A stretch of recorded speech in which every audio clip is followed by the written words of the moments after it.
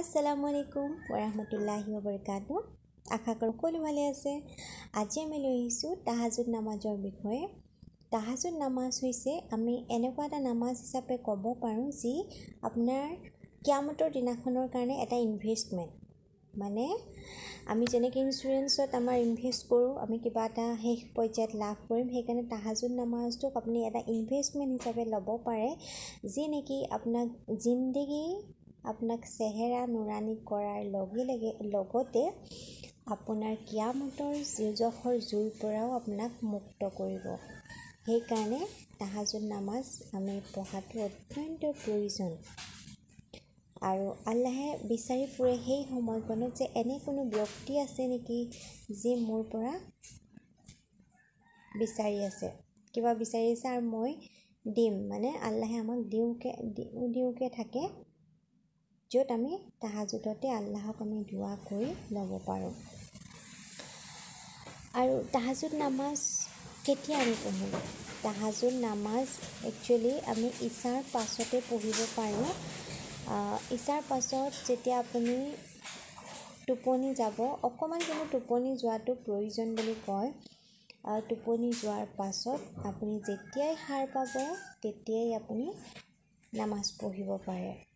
আৰু আপুনি 2 ৰাকাতকৈ টোটেল 12 ৰাকাত পঢ়িব পাৰে, নহয় 4 ৰাকাত, নহয় 8 ৰাকাত পঢ়িব পাৰে। 2 ৰাকাতকৈ পঢ়িব লাগিব কিন্তু।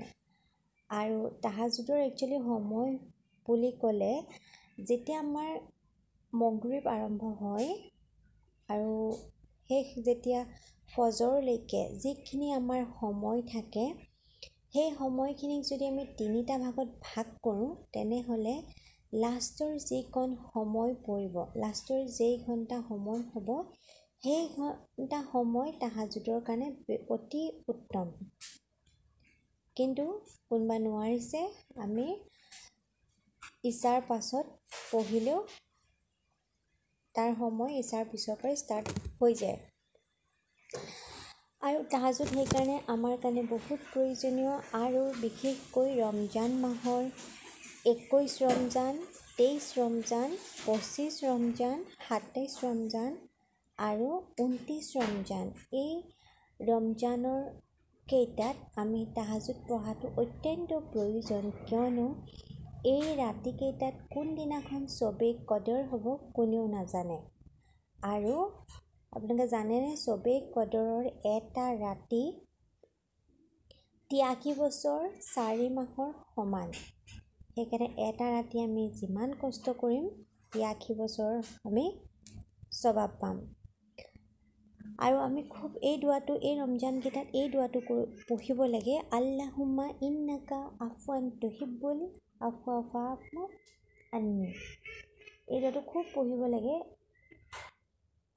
পঢ়াটো বহুত ভাল। এয়াই আছিল তাহাজুদৰ বিষয়ে। আপোনালোকে চেষ্টা কৰিব আৰু যাতে আহিবলগীয়া আমাৰ ৰমজান মাহটো সকলোৰে কাৰণে ভালে কুশলে পাৰ হয়, সকলো যেন ৰোজা ৰাখিবলৈ সক্ষম হয়, তাৰ কাৰণে আল্লাহৰ ওচৰত আপোনালোকে দুৱা কৰিব। আৰু বিশেষকৈ মোৰ কাৰণেও দুৱা কৰিব। আৰু যিমান পাৰে ভিডিঅ'বিলাক অকণমান হ'লেও শ্বেয়াৰ কৰিব, লাইক কৰিব, আৰু কেনে পাইছে তাৰ এটা কমেণ্ট কৰিবচোন। কমেণ্ট কৰিলে ভাল লাগিব, কিয়নো বিশেষকৈ চেনেলটো বনোৱাৰ উদ্দেশ্য এইটোৱে যে আমাৰ ল'ৰা ছোৱালীসকলে বা যিসকল মহিলাই আমি একেবাৰে কিছুমান কথা নাজানে, তেওঁলোকৰ বিষয়েহে মই বনাইছোঁ। সেইকাৰণে কিবা এটা অকণমান হ'লেও কোনোবা লাভান্বিত হ'লে অত্যন্ত সুখী হ'ম। সেইকাৰণে আপোনালোকে কমেণ্ট কৰিব কেনেকুৱা হৈছে, কিবা বুজি পাইছেনে পোৱা নাই তাৰ বিষয়ে অকণমান হ'লেও ক'ব। আৰু এটা কথা, যিহেতু আমি ৰমজান মাহ আহিছে, ৰমজান মাহৰ কাৰণে আমি কি কৰিম আগতীয়াকৈ আমি পৰিকল্পনা কৰি লোৱাটো যথেষ্ট প্ৰয়োজন। আৰু যিহেতু আমাৰ কি হয়, কোৰাণ বহুতেই পঢ়ে ৰমজান মাহত, হয়নে নহয়? কিন্তু কথাটো হ'ল, কোৰাণৰ আমি যিটো অৰ্থ, আমি যিখিনি জেনেৰেল মানুহ থাকে, আমি বহুতে বুজি নাপাওঁ।